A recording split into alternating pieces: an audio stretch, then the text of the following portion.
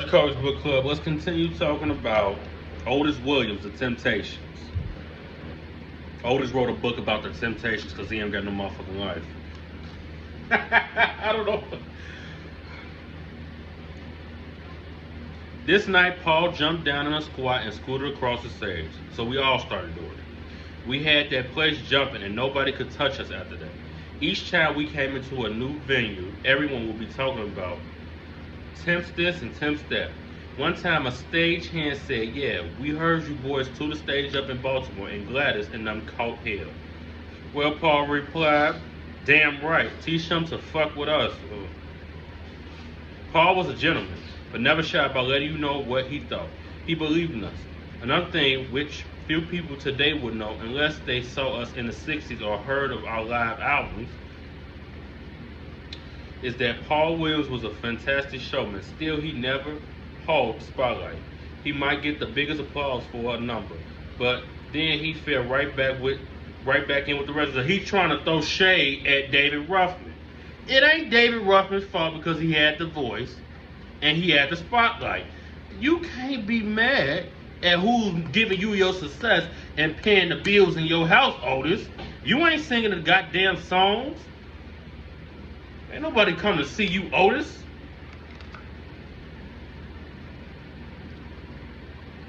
He might got the biggest applause for the number, but then he fell right back in with the rest of us. Unfortunately, not everyone felt the same about teamwork. And during 1963, Al became a problem. Y'all know Al Reynolds, not Al Reynolds. Eagle he was originally in the Temptations, and y'all remember in the Temptations movie, he was like Al in the beginning, and also anyways.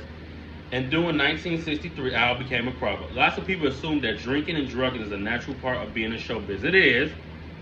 It's not natural, but a lot of music artists start drinking and doing, well, back then it was cocaine, but today they do an X pill and a perk. I'm sorry, Nicki Minaj. I love you, Nicki Minaj, but you gotta catch that straight. You even said that you do perks, Nicki.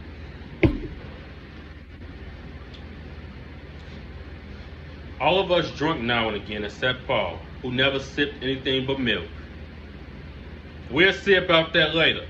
Whenever he caught us glazing our sneaky peeks, he warned us about ruining our health with that crap, but we never listened.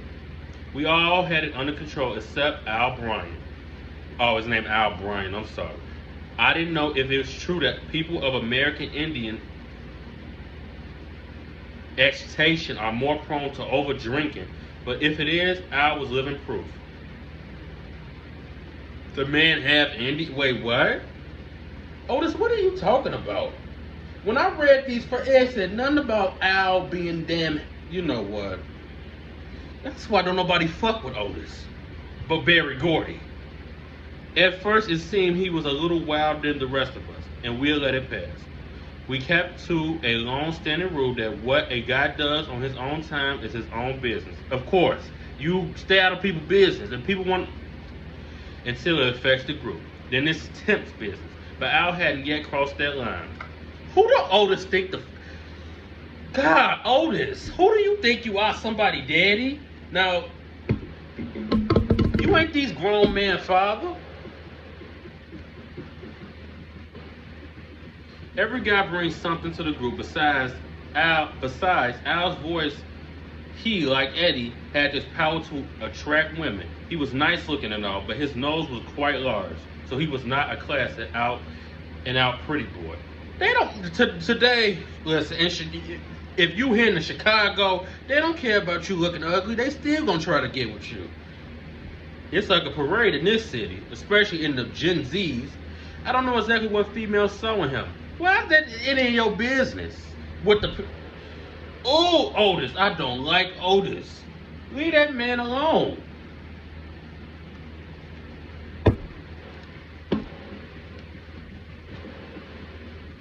I don't know what the female saw in him, but he worked some kind of charm. Trouble was that, on top of the drinking, Al developed a bad attitude. Happened to many stars, even little ones. The attention went to his head, and he seized being a team. Like the attention went to your motherfucking head. That's while your ass was around there trying to kick people out the group because you thought you was the old, powerful Otis Williams.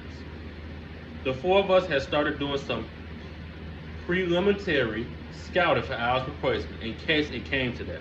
Now that probably sounds cold, but we all were going to sink on account of one guy.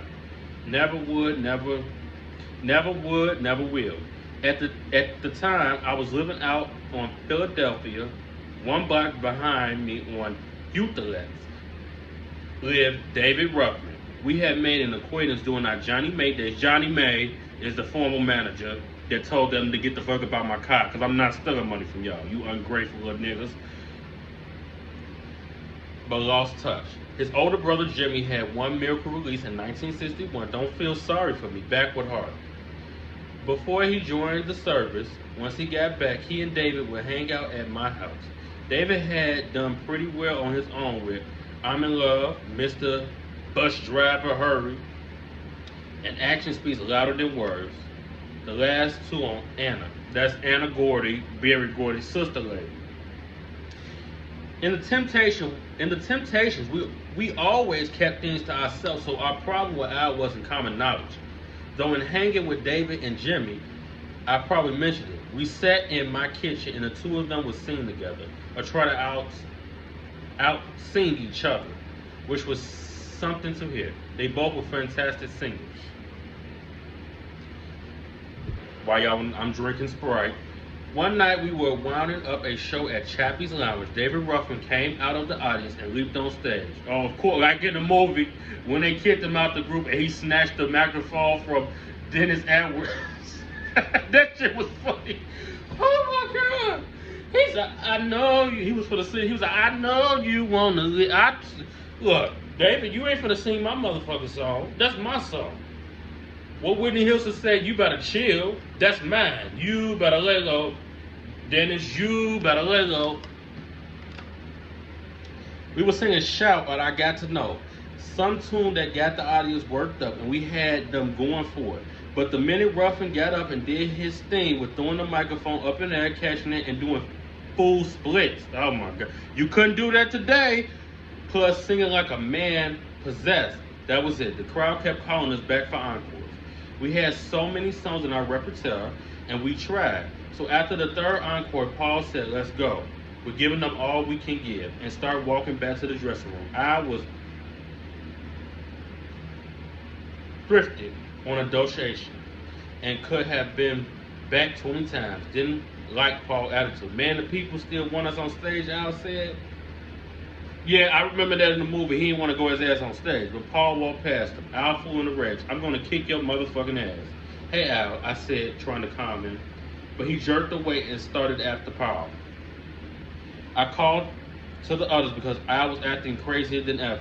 Back in the dressing room, Paul sat in the corner while Al stood over him yelling, hey man, the people want more. You know we got to go back and give the people more.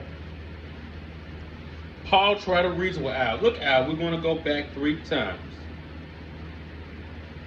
What are we going to do? Just keep doing the same thing he asked? Al kept screaming. You got to go back.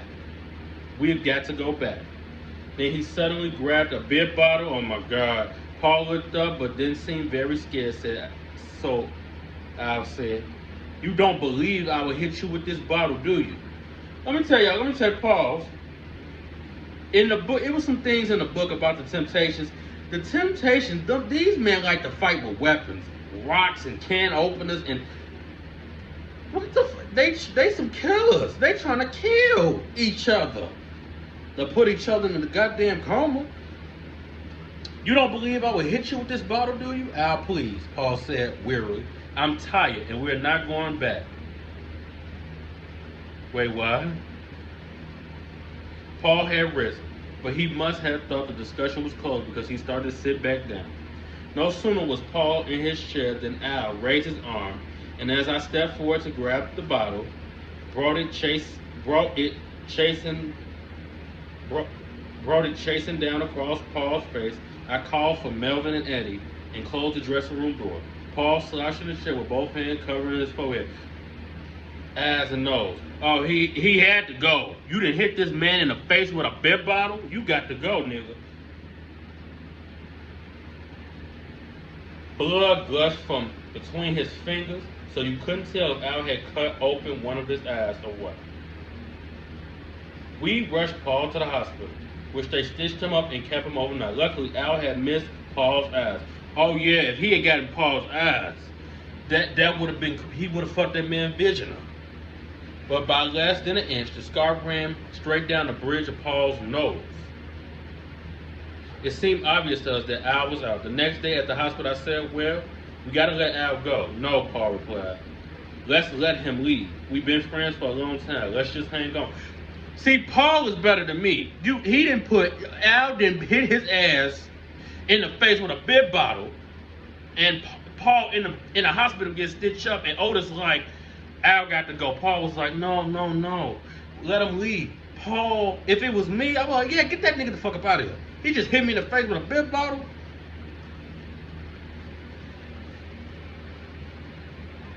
I hear what you're saying, Paul, but where is this going to lead? You gotta get off kind of like this time. But you could have been blind. That's true. Because if he gonna hit you with a bottle, he might try to hit your ass with a car.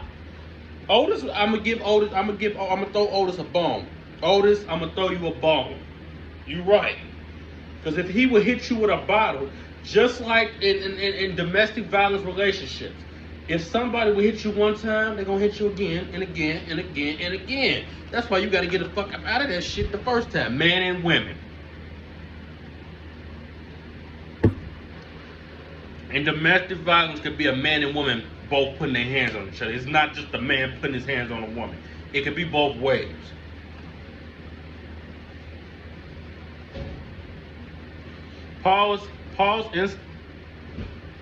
Besides, it's one thing to have disagreements, but we couldn't have fighting and violence like this. Hell no. Paul's instance that we kept Al surprised me. We were a good lineup. Things were looking good, and a new guy is never easy to break in. So there were all considerations, but the overriding thing with Paul was that Al was still his friend. Ain't no nigga a friend of yours that just hit you in the face with a bottle. And Paul was nothing if not loyal. So Al stayed for them. We kept at it, but things were strange. After David Ruffin had caused such a sensation at Chappie's, you think Al would read the writing on the wall. Yeah. Al should have been like, is these niggas trying to get rid of me? Yeah, I would have got rid of you. I would have told them to leave. Ring, nigga, you out my motherfucking group. You done hit the man in the face with a beer bottle, you got to go.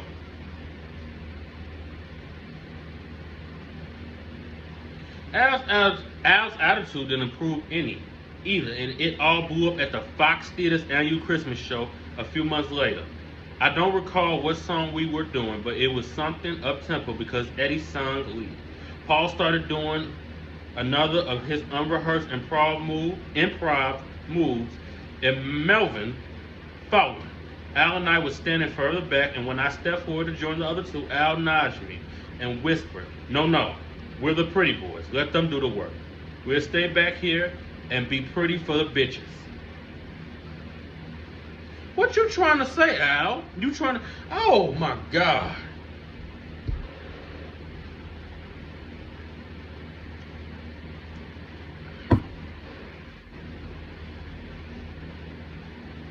Both of them. And Al and Otis didn't call Al ugly, talking about what women see in him, and now he talking about the pretty boys do the work. I mean, he was like to Otis, we the pretty boys. Let the ugly niggas, that's what basically was said, do all the work.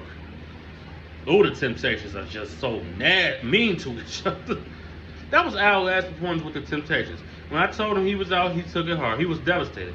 I didn't think he'd ever get over it, but he couldn't say he hadn't been warned. In his heart, I think he knew he brought it on himself. Either David or Jimmy Ruffin could have taken Al's place. But after seeing how dynamic David was, we knew making him attempt would add an excitement element to our act. Come on, make sure y'all like, share, and subscribe.